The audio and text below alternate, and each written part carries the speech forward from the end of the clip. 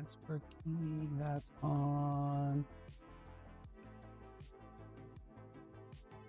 Cool. All right. Hola, everybody. Sorry. Hey, how's it going? All right. So for today, what we're doing is there's a few people, mostly on the Facebook group. They're asking about a more of a beginner V1 guide for HiBean. They thought it was a little might have been a little too difficult to install, but I'll just go over a quick summary on how to do it. I'm trying to just get these beginner kind of videos out there just so people have an easier time installing it and don't have to follow a 2-hour long stream just me installing something pretty simple. Not simple, but something as easy as it is. So first of all, we'll talk about what things you need to do to install HiBean onto just a Skywalker V1, and it'll be kind of similar to all the other ones, but this will be just an install guide for this and a basic how to set it all up and everything. Okay, I'll use Apple device. You can use Android, it'll be the same thing. But so anyways, things you need, of course, you need a roaster that's compatible. You have these various roasters are all compatible with HiBean in the back. So M2, what the hell? How did that happen?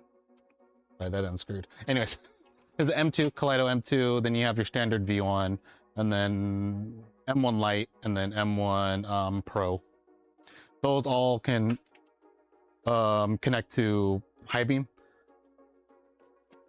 And then there's QBean too. It can connect to HiBean as well with modification. This one can only do with Android, and then the Skywalkers, I think all of them now can do HiBean with the ESP32. So those are all the, most of them. And the 1 kilogram Skywalker is able to do HiBean as well, using ESP32 and some modification. Not big modifications, just you have to power the ESP32 separately, but I could show you that in a separate video. Anyways, so other than that, you just need either the HiBean module that you can purchase from them. I think it's like 50 bucks, and it's all there. You don't have to do any firmware update.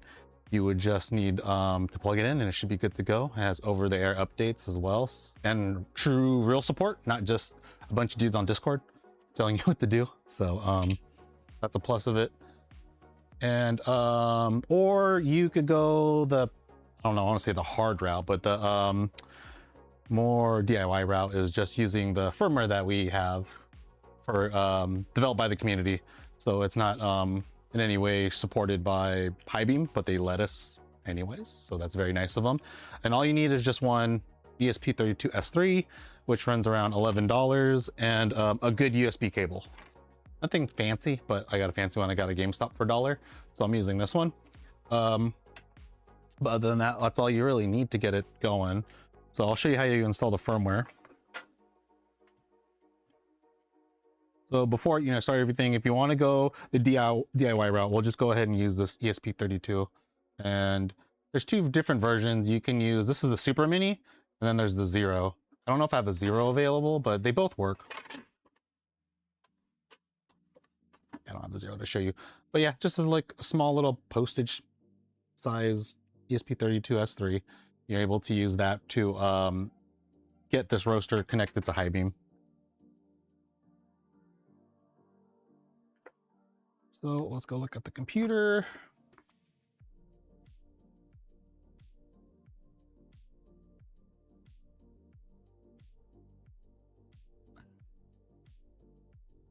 Screen go. All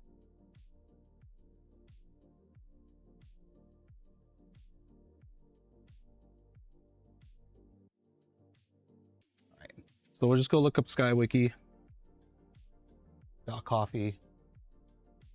We changed the front page a little bit, but what we're gonna look for is getting started. You can click this.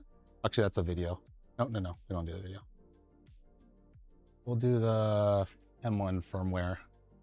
So Magnum changed it a little bit, so it could be a little bit more understandable, because I wrote it really briefly, and he kind of fixed it up a little bit.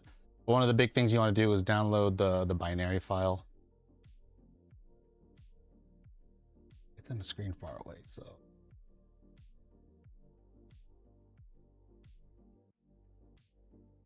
So if you're downloading Magnums, there's two different firmwares you could download. There's Magnum and then there's Bears.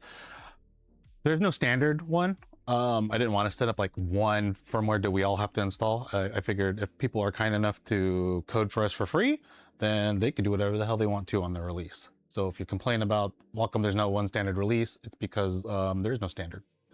You get what you get. Then we're gonna go and download the bin file. Okay, I'm sorry, I can't read that far. So here's a Super Mini. That's the one I'm using. That's the C3. And the S30 bin should work for both the Super Mini and the Zero. Enhance. So we downloaded that.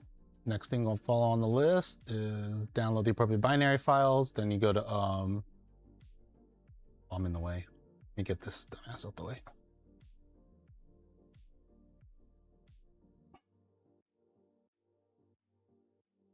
Boink.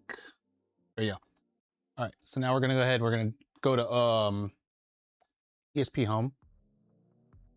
This is where you're gonna upload the firmware, and all you really got to do is hit connect. And what you're gonna look for is something that says JTAG on there. So since nothing's on there yet, we're going to plug this bad boy in. So grab your USB cable. You're gonna plug it into your computer. Sometimes you have to hold the boot button to upload the firmware because that's kind of how it's set up. And sometimes you don't. I'll kind of show you what it looks like if you do need to, but usually when you first get them, you don't have to hold the boot button, but we'll see. I should flash like that.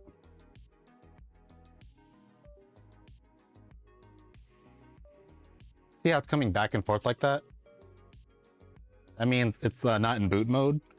What you want to do, kind of goes back and forth like that. You have to put it in boot mode. So what you want to do is hold the boot button and hit the reset button. And then it should just stick like this. It shouldn't move around anymore. All right. Anyways, you're going to go ahead, click on the JTAG option. And then you're going to hit connect, install, choose file, then you're gonna pick the latest BIN file. And then you just hit install, and you just wait.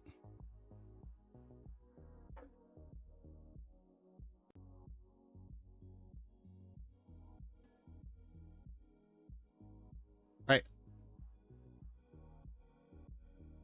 Oh, any update? Somebody asked, any update on the V2 HiBean support for iOS? There is. You need an ESP32 and you need a Y splitter and Bear's firmware, and it should work for the 1 kilogram machine and the V2 as well. So in case anybody wants the V2 HiBean support for iOS, you just need those two things and a special firmware, and it should work from there. I've roasted on it a few times. It works pretty well. Anyways, all right, that's already installed. This is actually going to somebody on Discord, so you don't have to do all the steps. You would just plug this in, but you would need your own USB-C cable because I can't find good ones on AliExpress that work fine. Anyways, now let's take this. I'm gonna unplug it from here.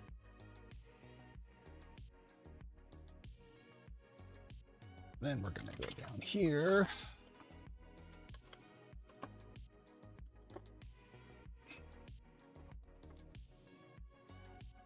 All right, so next thing we're gonna do, we're just gonna plug it in. I'm just gonna try to get my little fancy camera so you can see.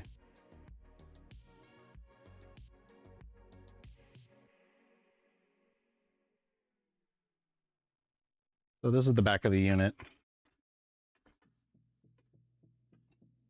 This would be the back. There's the power plug, and then I know it's really dark, but there's the USB port. You just plug it in right there.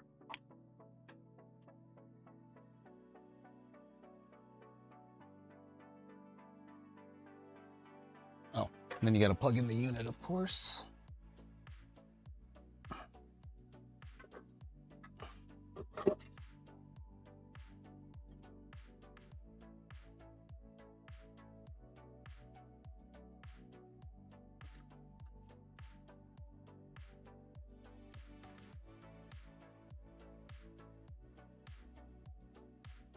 Sorry, I'm trying to plug this stupid thing in.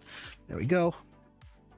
And then the little ESP32S3 should just power on as soon as you plug it in, assuming that you plugged the machine in already. Let's go back to this camera.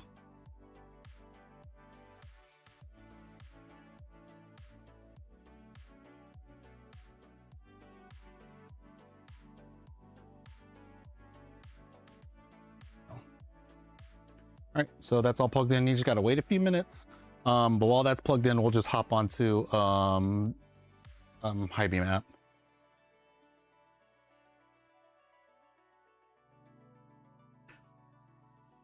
So just gotta turn on my tablet.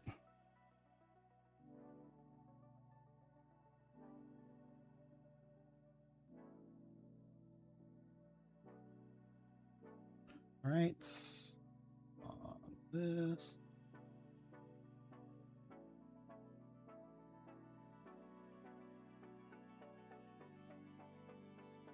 It's the wrong one. There he goes. Okay. All right, so make sure your Bluetooth is on. That's good. Now we're gonna install HiBean onto here. So let me just delete these.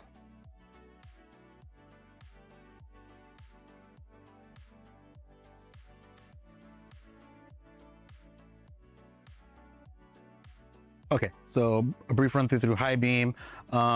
You'll have a list. You could click on where the HiBean com. You might not see this when you first start, but your screen might be blank. But if you want to install the first machine on, you just want to hit the plus sign. Go scroll down, and then you want to hit Skywalker. And then if you're using the COM, the community firmware, you want to hit Skywalker community. If you want the Skywalker actual unit from their website, then you want to choose Skywalker HB. And that's the kind of bigger difference when you have to get those two units. They connect differently from what I understand. But for HB, for Skywalker HB, that's pretty much the Skywalker HiBean version. And then Skywalker community is the DIY one. That's us.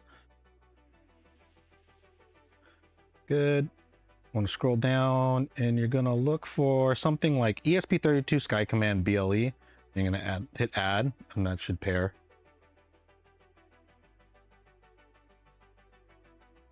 All right. So once that's complete, now you got Skywalker V1 kind of set up. You want to do some quick checks. First thing you want to do when you sign on to it is double check if everything's working. So you want to check if the cooling fan turns on. That's good. And then you want to check, let me see if I can get that screen on there.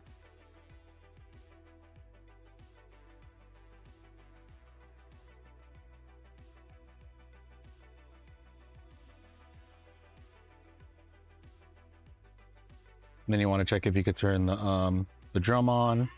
It's a little noisy. You should hear it from here. That's kind of the normal drum noise. So if it sounds a little much, that's what it's going to sound like. You won't really notice it when the beans are in there, but it's very annoying. And it's not as quiet as a Kaleido.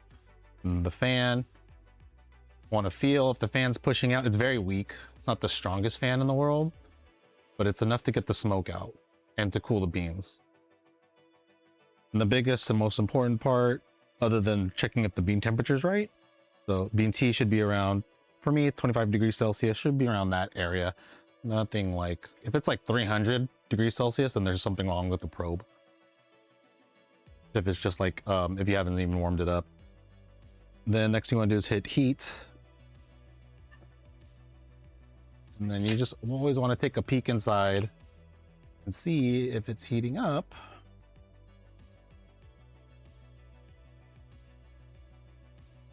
So if you look in there, that's good. A good thing someone would recommend is always keep the drum on. Good.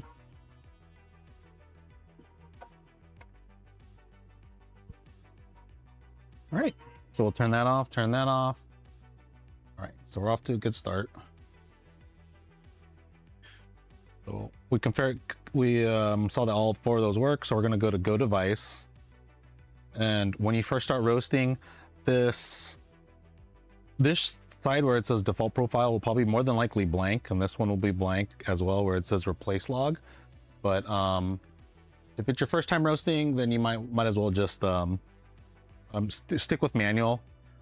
Don't try to do auto roasting yet until you get a profile you want to try, but it's up to you.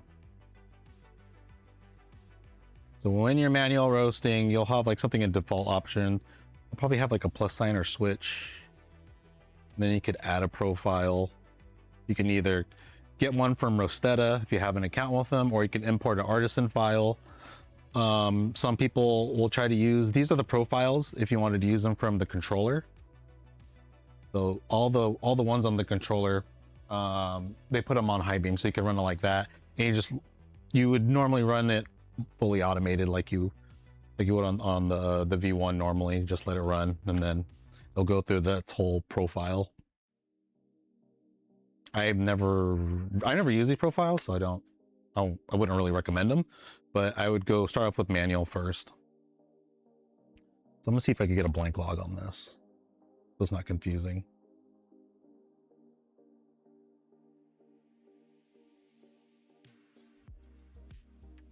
We gotta go way back. Damn. Have they had this much coffee? A lot of freaking profile. Trying to look for one that says just like blank default. And all right, well, I'm gonna do replace log.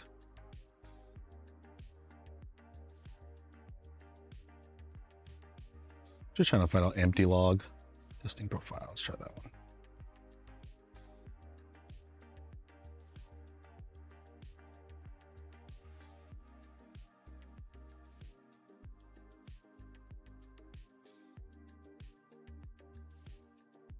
All right, well, there's different ones. I need to have an option next time to where it's just blank.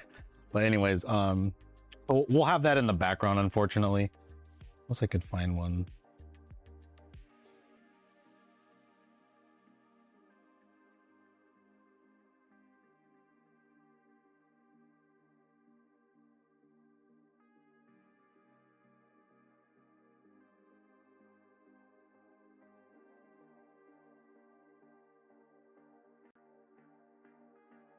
All right, we'll just keep this one.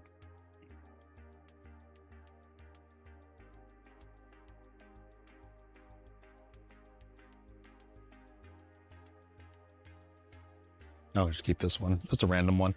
So we'll hit start manual. All right, a few things to look at is when you're first starting off, you have, let me take the screen off.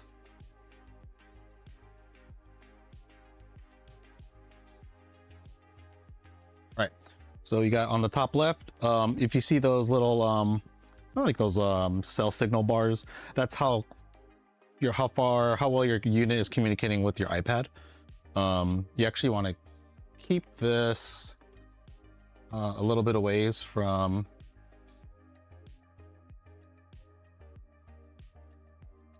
little unit pretty far away from your Skywalker, just because of like electrical interference. So I'll probably just slap it right here somewhere.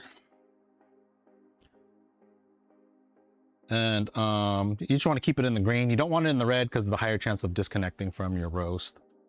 32 is the bean temperature. Things to look out is your drum, your fan, the heater. They're all off right now. And then you got cooling fan right here. That's how you turn on your bean cooler.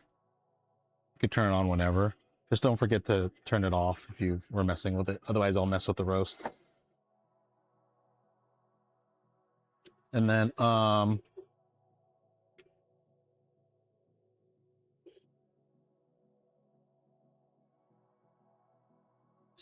okay, so next thing we'll do start preheating. So I think all the roasters now for Skywalkers, they have the PID inside them, so you can do things like preheat. Doesn't really work too well when you when you're trying to do like a temperature tracking PID thing where you're trying to follow your background curve via temperature. Doesn't really work that well.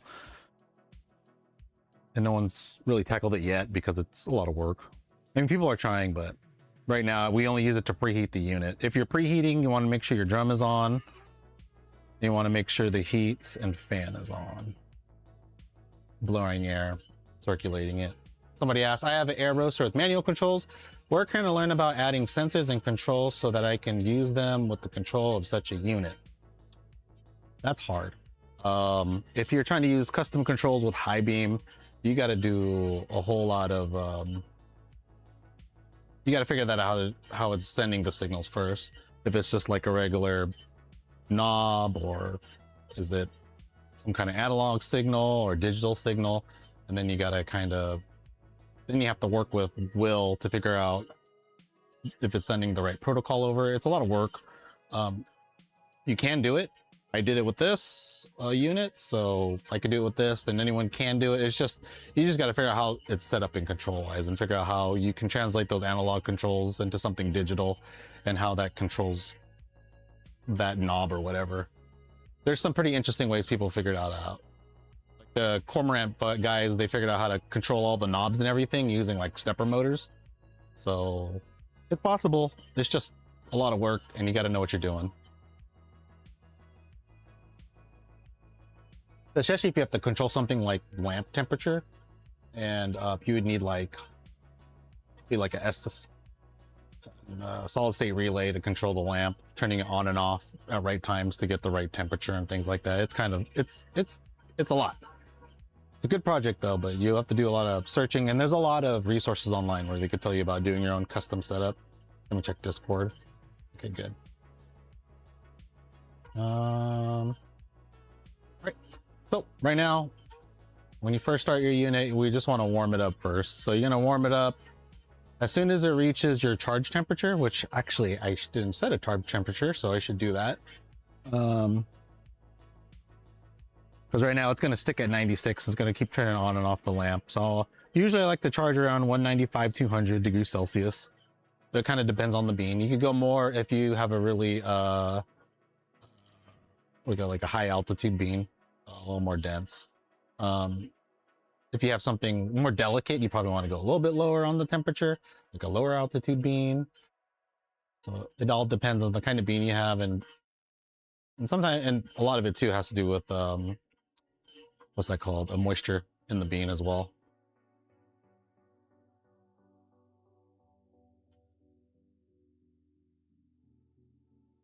I think this unit is going out to someone on Discord, so there's everything. You're getting everything pretty much here. I just got to print out the case for the ESP32, but if this unit makes it, like every unit I want to send out, I make sure I do at least one roast, and I'm not concerned about the roast. Like if the roast dies, if this machine dies mid-roast, then obviously I'm not going to send it to you until I fix the problem.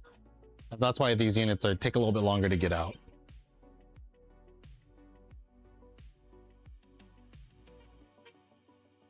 When you're preheating, make sure you leave this in and leave your trier in. And you also want to make sure your door is closed, because as soon as you put beans in, it's just going to come right out. So make sure that's locked, and you can confirm it. Some people put a down arrow here, so that means it's closed, and then if it's moved to the side, that means it's open. So people put like a little paint marking.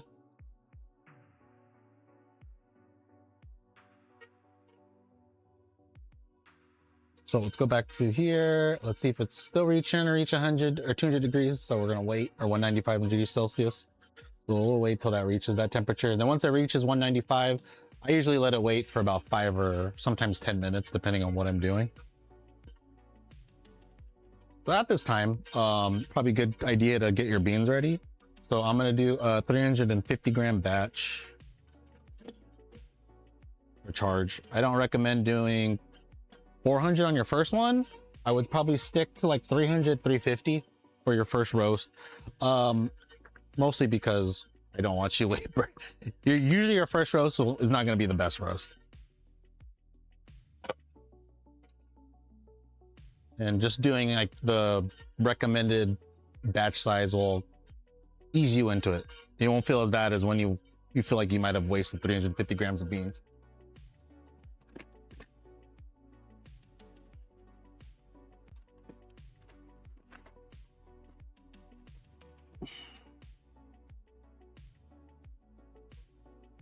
So I got a Guatemala Machoy Finca Rosma, the bittersweet undercurrent of raw sugar, chocolate, hints of dried apple, grape, coconut, aromatic spices, moderate acidity, impressions, and balanced aftertaste. Good for espresso. So we'll be trying this one out.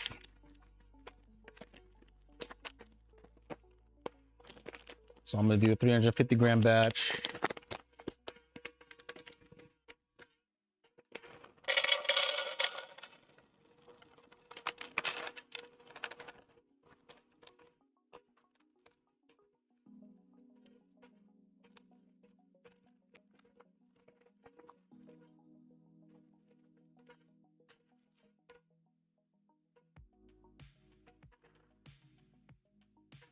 And usually with Sweet Maria, if you have to, you can use the whole batch, because I think they're about 450 grams. And then you'll be left over with like, I don't know, 100 plus grams left, and you can't really do that much with the Skywalker. Doing 100 gram batches on a Skywalker V1 is not a good idea. You can do it, obviously, but it's not. The probes basically aren't working in your favor when you go below 250 grams. All right, so that hit the 195. We're gonna let this plateau for a bit.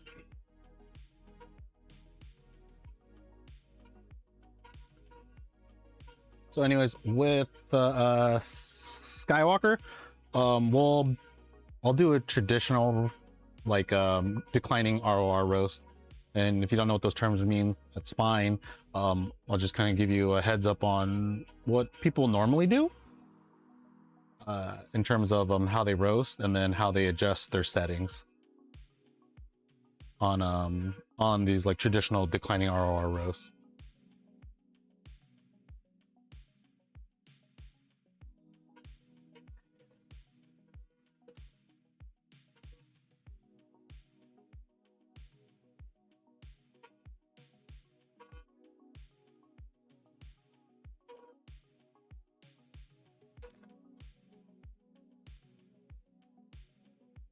So 350 grams on here.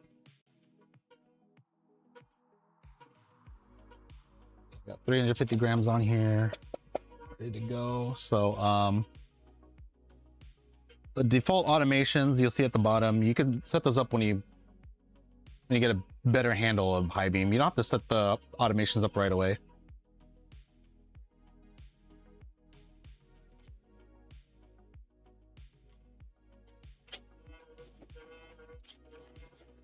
You can set up the automation, I'll show you at the end, where you can have it activate preheat after it reaches a certain temperature, so you don't have to run it at like 100% the whole time to get to the upper temperature levels. So that's when it's 100% on the heater, it's actually really bad for the bean, or for the lamp.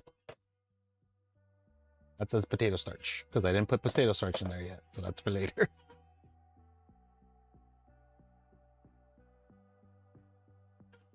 I'm gonna make this a full screen so you can see what I'm doing. I'm gonna make this one a little bit smaller. I'm gonna move this one to the side just a tad bit. And use this.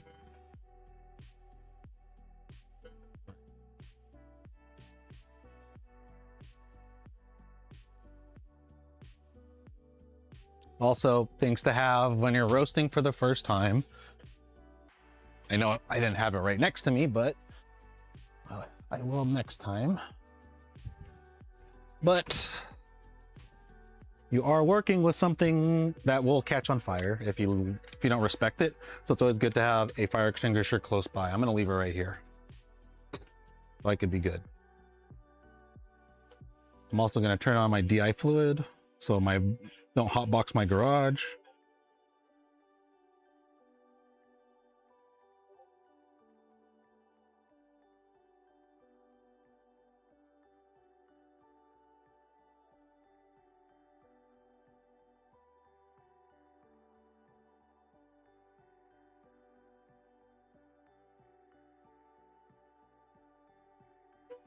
All right, let's start it up. We're checking this, checking that over here. On the back side, we have the exhaust, and then we have the bean cooling thing over here. And when I get this on YouTube, I'll make sure to edit it so we just fast forward this part.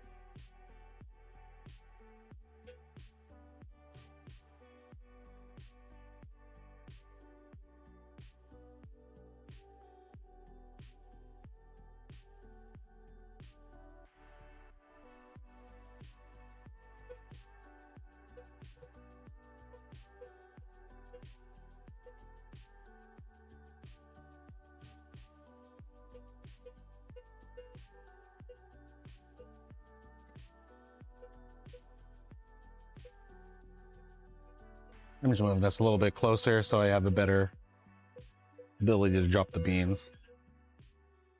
I also need to make a better funnel. Actually, I'll put this here real quick. I like to make sure that when I open the gate, I hit charge at the same time.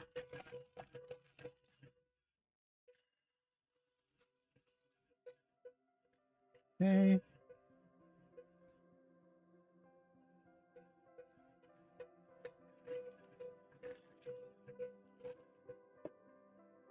Make sure you don't touch this because it's very hot. So I'm going to hit charge and I'm going to open the gate.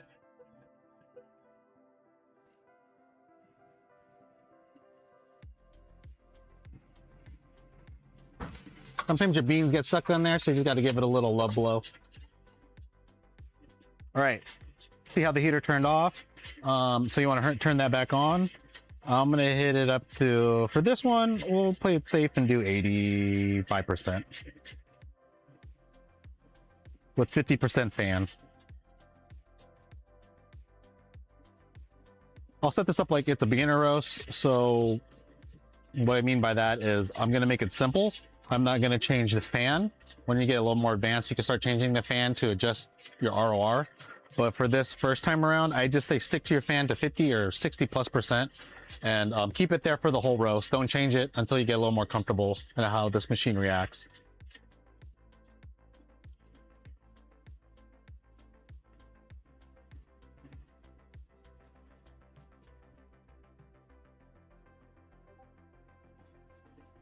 Okay.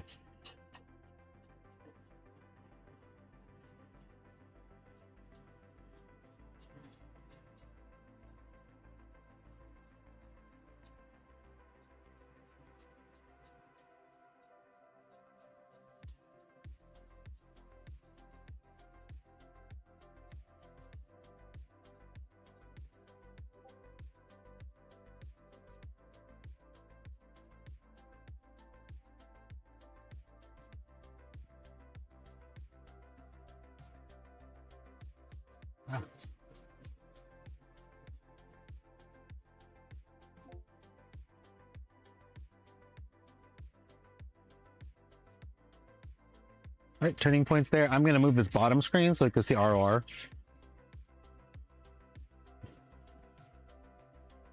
All right, so the yellow line is the rate of rise. That's the very important little graph or little line that we like to follow. It's the speedometer basically of the roast, how much kind of like energy, thermal inertia you got going on. For the traditional way of like convection roasting, you usually want to have it rise up and then it'll drop back down. And that actually happens naturally in a convection roaster like a Kaleido. It'll peak and then it'll drop on its own. Where with the V1, it actually plateaus, but you can adjust it to where it will have a slight decline.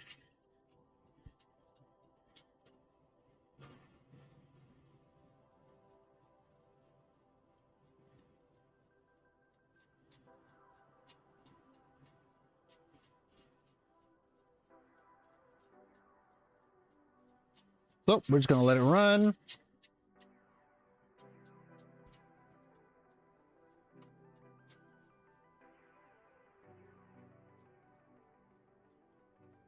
Now it's kind of got a little bit of a downward trend. So instead of it going back up, I want to avoid that. So I'm just going to hit the minus button once.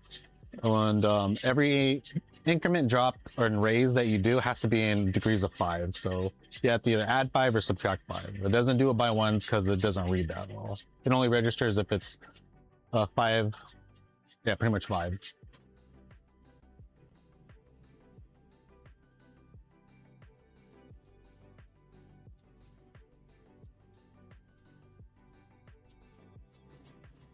watching your temperature. So one of the 3 stages of coffee roasting is right now we're at the drying phase where we're trying to get the beans to yellow.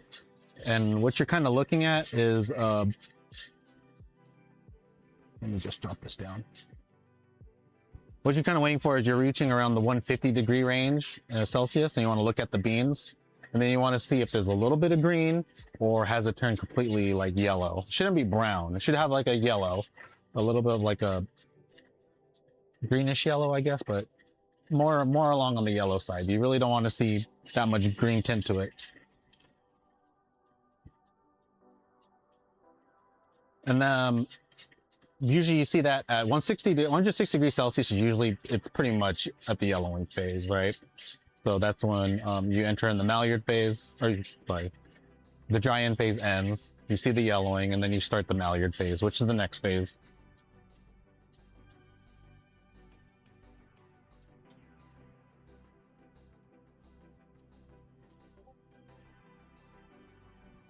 So I'm not too concerned about like it going up and down. I'm more concerned if it's like a huge jump. So what I'm gonna do now is I'm gonna open this dryer. I'm gonna go counterclockwise, pull some beans out. You wanna look, I still see a little green. Give it a little smell. It doesn't smell like baked goods just yet. You could kind of leave it in there. Give it a few, and then I'll try to bring the dryer up to this camera.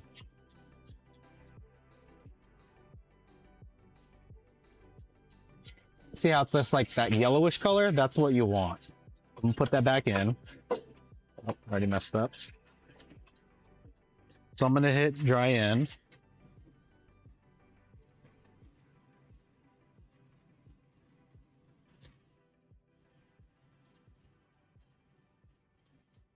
All right, I'm gonna drop it a bit. So I'm gonna keep dropping it slowly over time.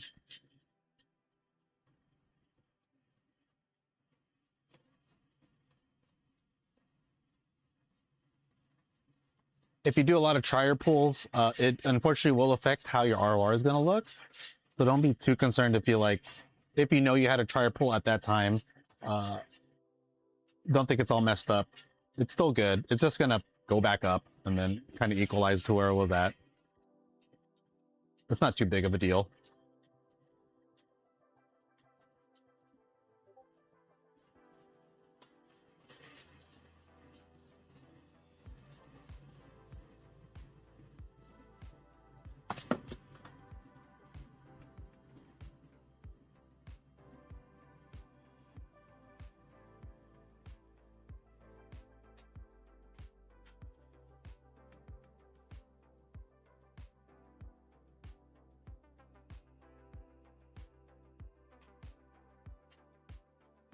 A little bit of a plateau there, so I might just drop it down a bit.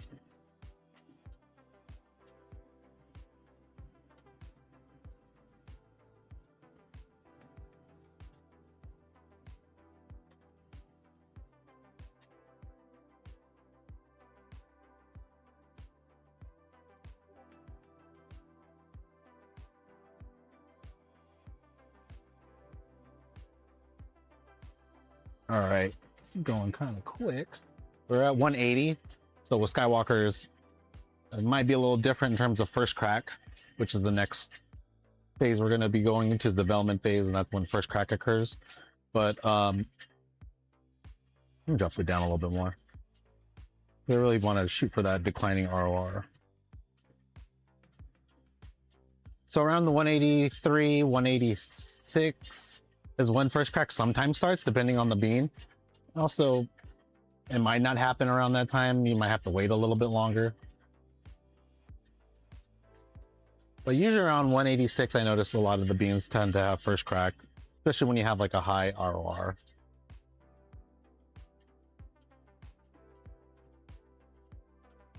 There it is. I'm already starting to hear it. So it's pop, pop, pop. It's going actually pretty fast. There it is. Okay. So some people, you got to be pretty deliberate at how you monitor your first crack. either want to do it by the first crack that you hear, which I don't recommend, or you got to do it by hearing 3 cracks in sequence. Usually if it's pop, long pause, pop, I don't count that. If it's pop, pop, pop, then I'll hit first crack. And if you want to, you could turn down your temperature, or turn down your heater, I should say.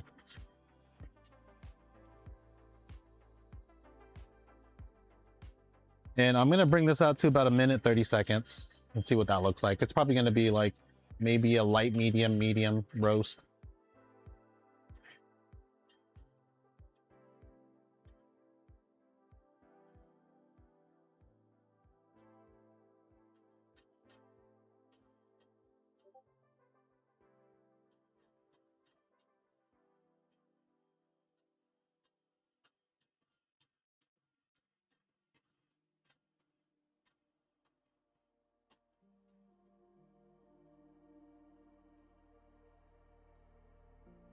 Looking good. All right, I'm gonna hit 1 minute 30, so I'm gonna hit stop. Okay, that's the drop. I'm gonna open this up, turn the cooling, make sure that cooling fan is on.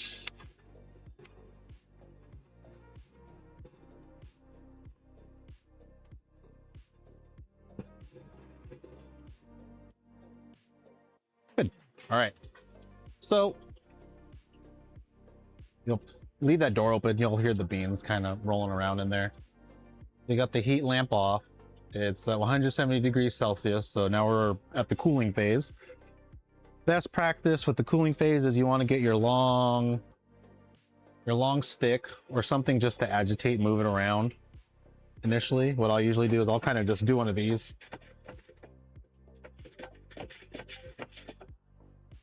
And then I'll probably bring it right here. I don't think you should close it all the way. I think you should have like a good airflow to go through. So I leave it open so the air gets sucked into here and then it kind of blows out that way. So you just want to open just a little bit. Like don't fully close it because then you're literally just pulling heat from the drum. You want to leave that open so you get some cold air to go through in here, and then the air will come out right over there.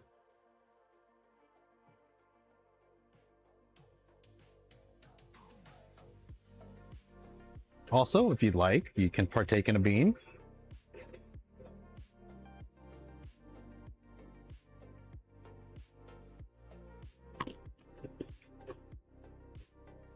You don't have to do that. People just do it sometimes. I'm still trying to find like if I eat a bean and I could see if I could taste it in a cup. It really doesn't. Sometimes I can, but most of the time it's just doesn't really give me a great perspective of what the roast is going to taste like. Depends on the bean. Although if it's really floral, I noticed this with light roast, like if I could really taste the floralness of it, it's going to be like, I feel like it's going to be a bright cup for me.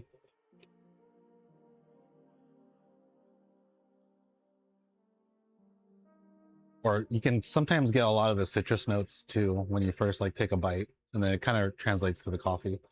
That's the only time I could ever taste it.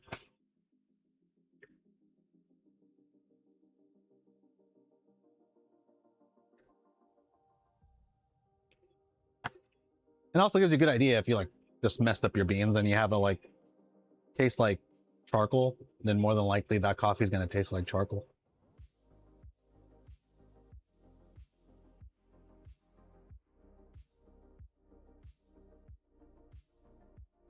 So we're cooling off the beans. We're going to wait. It takes about like 5 minutes or so, sometimes longer in the summertime. If your garage gets like mine and it reaches like 85 degrees or 90 degrees sometimes in the garage, then it might take a little bit longer to cool down. You might want to use an external cooler, or you just want to just go inside and do it. You can roast with this perfectly fine underneath a kitchen hood. All right. So let's go ahead, while that's cooling off, we're going to take a peek at the HiBean map. So we'll kind of just complete the log, right? Coffee bean details, you want to put those in. And you could put all the information here.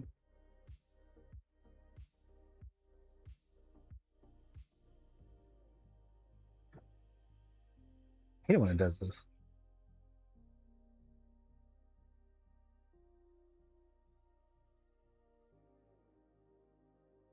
All right, I guess you have to double click on it or double tap. So we'll put in the name. So this is Guatemala Michichoy Finca. You can name it whatever you want. I'm gonna call it Michi.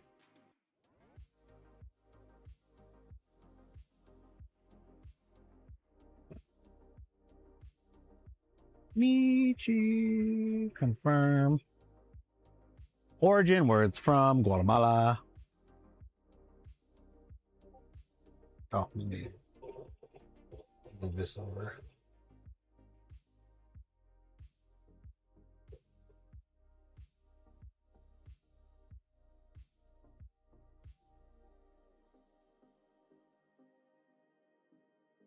So, Guatemala. If you can find the other information, that's great. If not, it's fine.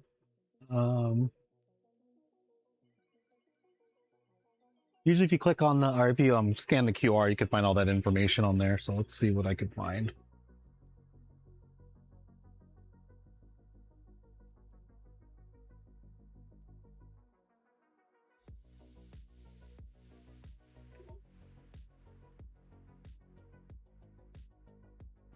All right, so farm note, specs. So the variety is a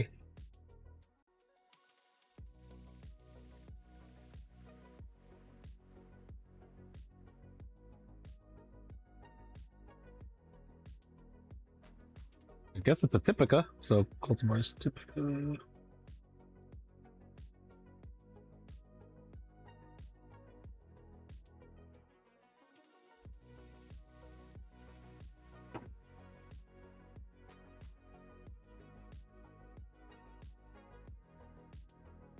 You can look all the specs on the Sweet Maria website. So we know that it's wet processed, arrived in 2025 in August. So wet processing.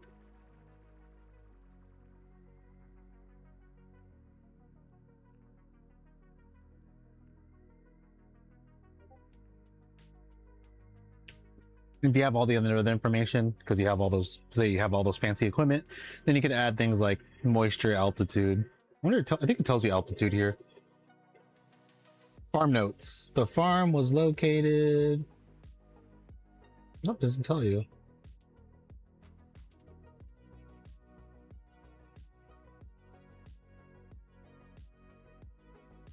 All right. I'm gonna skip that. I'm gonna head back. Or save, sorry. I'm gonna hit save. Click, tap on there. Then you could kind of eye what the roast level is, unless you got a roast meter. So I'm gonna say that's a good medium.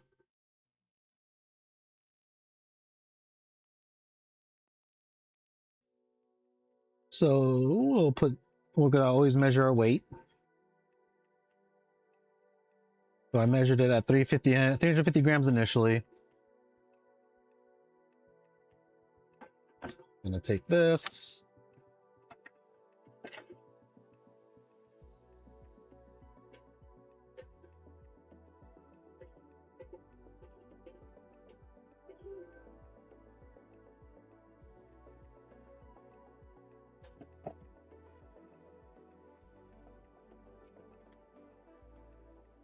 Go and measure this bad boy. If you need a good print, you could print one of these things out. If you have a friend that has like a PLA printer, I understand that bacteria could be harvested in between the layers, yada, yada, yada, blah, blah, blah, food safe, whatever, 3D printing stuff. Anyways, I'm just using this to bring this bean into the funnel. I'm not storing it or anything. I'm not going to eat out of here, but people like to warn me about that all the time. So we'll do that. So I'm going to just pour this into here.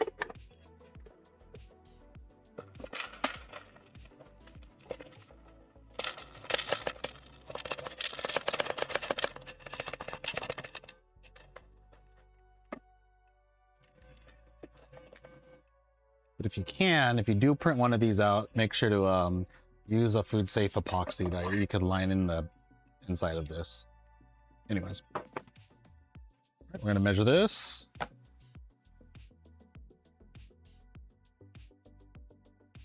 Got the measurement off on that.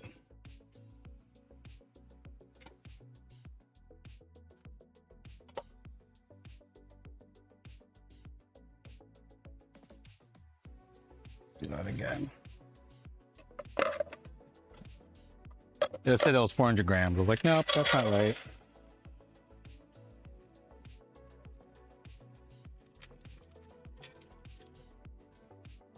So about 299 grams.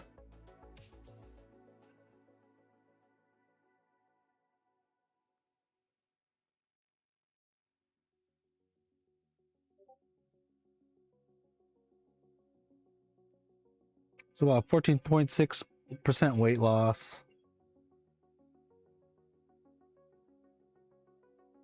All right, and then you can hit exit. It should complete the log. I'm just gonna do this real quick. I know I should turn the drum on, keep the drum on when it's this hot, but let's see what the temperature is at the drum. That's not bad. Okay, I'll turn it off.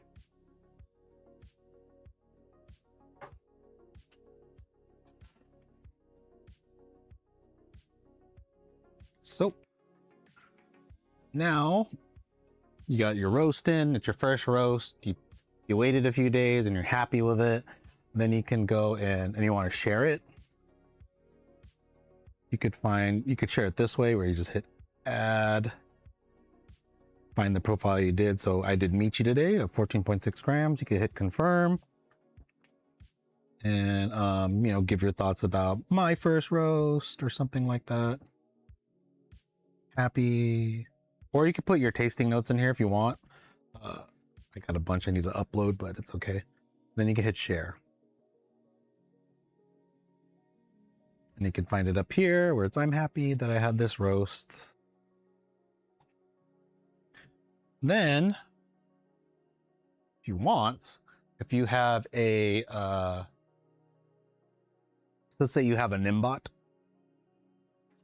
or some kind of fancy printer equivalent, you can use that to print out the label. I highly recommend doing that.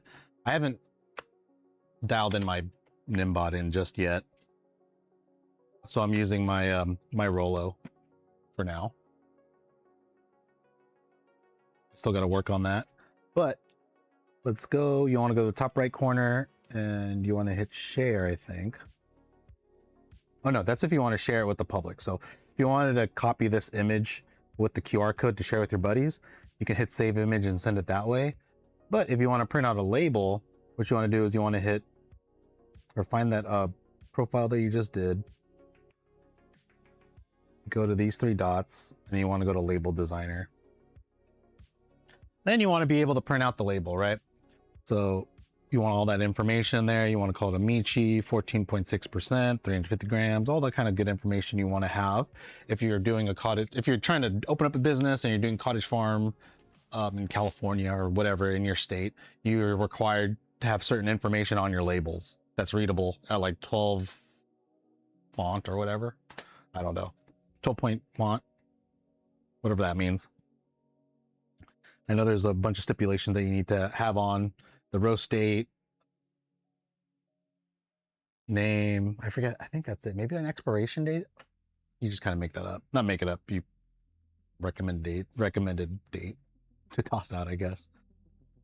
It depends on what state you're in and what your cottage food laws are. Anyways, let's go ahead and you want to download that label. Say this is the label you like, you want to download it. You hit download. For Apple, you want to find your printer. I have my printer on a Rollo connected to my wireless network. So I'm going to hit print. I'll pray it's going to go through. Yes! Sometimes it doesn't.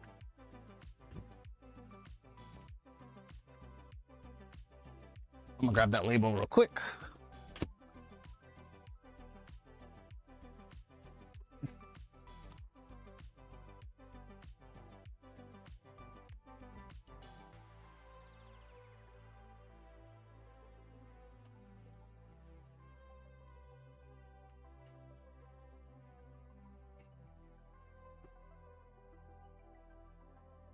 So mine prints it a little bit funky, so I still have to work on that. It does the normal labels, the big labels, just fine. It just has hard times with these 4x3 labels.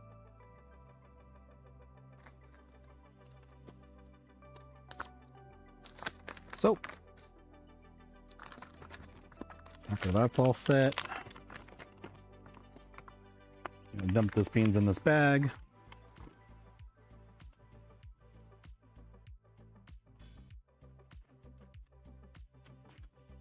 Oh, I gotta split the beans. I gotta send it to that guy. I usually take a little bit of the beans I roast for the units that I sell.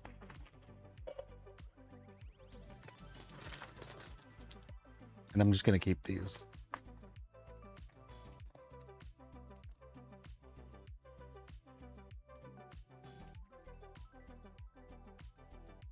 But if you were to sell it to someone, you would just slap the label on here.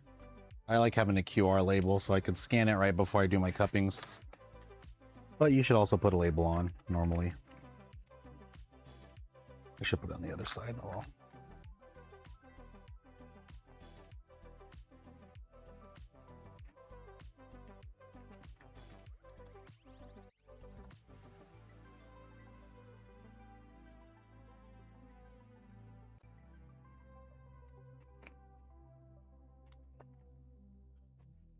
So they're not that fancy. None of that great yet. I still got to tune in that label thing, but we'll figure it out some other time.